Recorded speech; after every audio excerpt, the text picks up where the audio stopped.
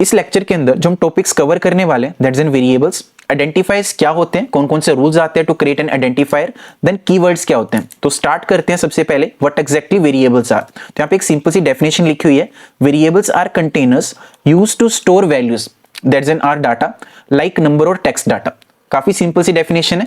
Variables हमारे पास containers की तरह होते हैं जो हमारे लिए डाटा या फिर वैल्यू को स्टोर करके रखते हैं अपने पास, सो दैट हमें इन फ्यूचर उस डाटा की जरूरत पड़े तो हम सिंपली उस डाटा को कॉल कर पाए या फिर यूज कर पाए। यहाँ पे मैंने कुछ एग्जांपल्स क्रिएट करे हुए हैं, जैसे कि सबसे फर्स्ट अगर हम बात करें, यहाँ पे मैंने लिखा हुआ है x is equal to 10।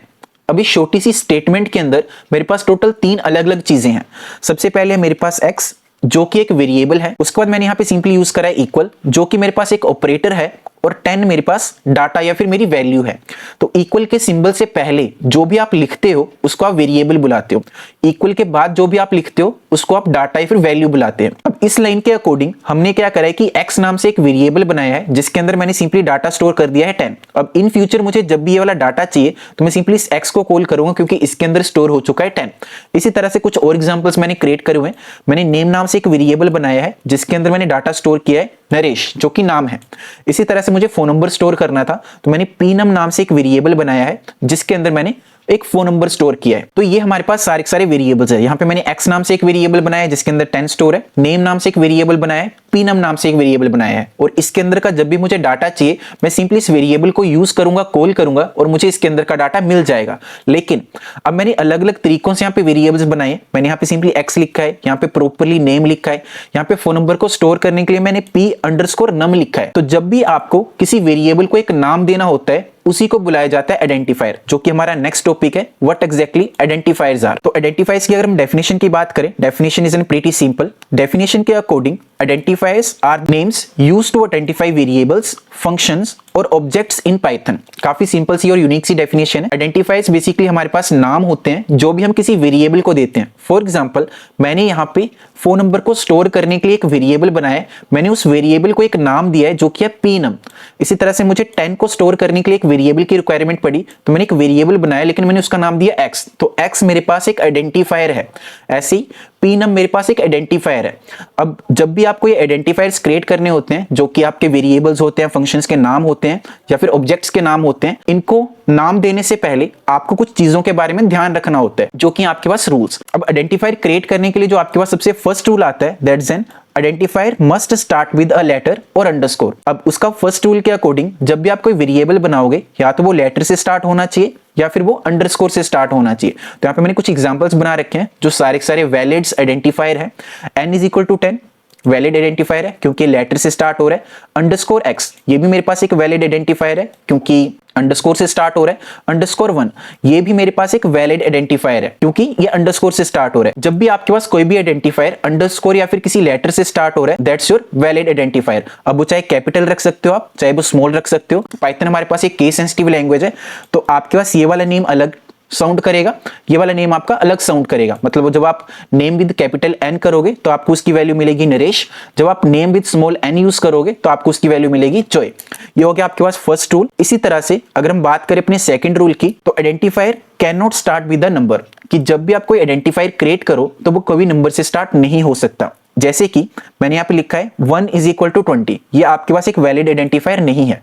1a is equal to 20 ये भी आपके पास एक वैलिड आइडेंटिफायर नहीं है। 8 नेम ये भी आपके पास वैलिड आइडेंटिफायर नहीं है। क्यों? क्योंकि यहाँ पे सारे आइडेंटिफायर या फिर वेरिएबल्स नंबर से स्टार्ट हो रहे हैं जो कि वैलिड नहीं है। अगर इनकी बात करें A1 ये आपके पास एक वैलिड आइडेंटिफायर है। क्यों? क्योंकि पहले हमने लेटर यूज करा है, उसके बाद मैंने इंटीजर इंट्रोड्यूस करा है, तो ये आपके पास वैलिड वेरिएबल है। उसके बाद मैंने लिखा हुआ है A123 ये भी मेरे पास एक वैलिड वेरिएबल है क्योंकि ये रूल्स को फॉलो कर रहा है। बस स्टार्ट नहीं हो सकता इंटीजर से, लेकिन आप इंटीजर्स को बाद में इंक्लूड कर सकते हो। इसी तरह से अगर हम मूव करें अपने नेक्स्ट रूल की ओर तो नेक्स्ट रूल है हमारे पास can contain only letters, number और अंडरस्कोर, कि जब भी आप कोई आइडेंटिफायर क्रिएट करो वो सिर्फ अपने पास लेटर्स, नंबर्स या फिर अंडरस्कोर को ही होल्ड करे, इसके अलावा कुछ नहीं होना चाहिए। जैसे कि मैंने यहाँ पे लिखा है a@ इज इक्वल टू 20, क्या इस रूल को फॉलो कर रहा है या फिर जो भी हमने अभी तक रूल्स पढ़े हैं उनको फॉलो कर रहा है? नहीं। क्यों?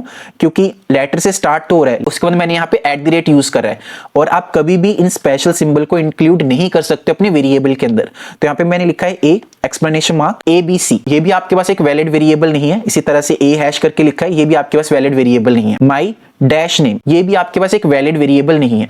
इन समरी, जब भी आप कोई वेरिएबल क्रिएट कर रहे हो तो आपके पास इनमें से कोई भी एक सिंबल आपके वेरिएबल के अंदर इंक्लूड नहीं होना चाहिए। अगर वो इंक्लूड होता है इसका मतलब कि आपके पास वो वैलिड आइडेंटिफायर नहीं है, आपके पास एरर आएगा। तो हो गया आपके पास थर्ड रूल। इसी तरह से अगर हम बात करें फोर्थ रूल के बारे में, अकॉर्डिंग टू फोर्थ रूल आपके आइडेंटिफायर के अंदर कभी भी स्पेसेस नहीं होंगे। जैसे कि मैंने यहाँ पे लिखा है my space name is equal to Naresh, ये आपके पास वैलिड वेरिएबल या फिर आइडेंटिफायर नहीं है। और इसी तरह से मैंने यहाँ पे एक वेरिएबल बनाया x इज इक्वल टू 20, लेकिन मैं आगे स्पेसेस यहाँ पे छोड़ चुका हूँ, तो ये भी आपके पास एक वैलिड आइडेंटिफायर नहीं है। कोलैब के अंदर इसका एरर नहीं आता है, लेकिन अगर आप कोई और एडिटर यूज कर रहे हो, कोड एडिटर यूज कर रहे हो, तो वहां पे आपको इसके लिए एरर देखने को मिलेगा। इस तरह से योर एज भी आपके पास एक वैलिड आइडेंटिफायर नहीं है, क्योंकि यहाँ पे भी स्पेस इंक्लूड आ रहा है। तो अगर आपको इस तरह से वेरिएबल सेपरेशन करनी ही है, माई अलग करना है, नेम अलग करना है, तो आप इस तरह की टेक्निक्स यूज कर सकते हो, जहां पे माई अंडरस्कोर से आप सेपरेशन कर रहे हो, फिर नेम, ये आपके पास एक वैलिड आइडेंटिफायर है। Your underscore age is equal to 24, ये आपके पास एक वैलिड आइडेंटिफायर है। इसी तरह से अगर हम लास्ट रूल की बात करें, rule is can not be a keyword, कि जब भी आप कोई आइडेंटिफायर क्रिएट कर रहे हो वो कीवर्ड नहीं होना चाहिए। और व्हाट एग्जैक्टली कीवर्ड्स इज, तो यहाँ पे काफी सिंपल सी डेफिनेशन लिखी हुई है। Keywords are reserved words in Python that have a special meaning and cannot be used as names। अगर मैं और सिंप्लीफाई करूं इसको, तो कीवर्ड्स पाइथन के अंदर ऐसे वर्ड्स होंगे जिनकी फंक्शनैलिटी पाइथन ने पहले से बना के रखी हुई है, हम उनका कभी भी अपने पर्सनल यूज के लिए यूज नहीं कर सकते हैं। अगर आपको सारे के सारे कीवर्ड्स देखने हैं, उसके लिए आपको सिंपली इंपोर्ट करवाना है कीवर्ड्स को, और आप सिंपली यहाँ पे लिखोगे प्रिंट कर दो, क्या प्रिंट करना है, कीवर्ड डॉट KW लिस्ट। और जैसे मैं कोड को एग्जीक्यूट करूंगा, मेरे पास यहाँ पे कुछ वर्ड्स आएंगे और पाइथन ने इनकी फंक्शनैलिटी पहले से लिख रखी है, हम कभी भी इनका अपने पर्सनल यूज के लिए यूज नहीं करते हैं। फॉर एग्जाम्पल, अगर मैं यूज करने की कोशिश करता हूँ, जैसे कि कोई भी रैंडम मैंने एक कीवर्ड ले लिया, जैसे कि क्लास, और मैं चाहता हूँ कि क्लास के अंदर 20 स्टोर हो जाए, अब ये वैलिड नहीं है, पॉसिबल नहीं है, क्योंकि हमने जस्ट यहाँ पे रूल देखा can not be A keyword, कि आइडेंटिफायर कभी भी एक कीवर्ड नहीं हो सकता है। तो जैसे मैंने कोड को रन किया, मेरे पास एरर आ गया।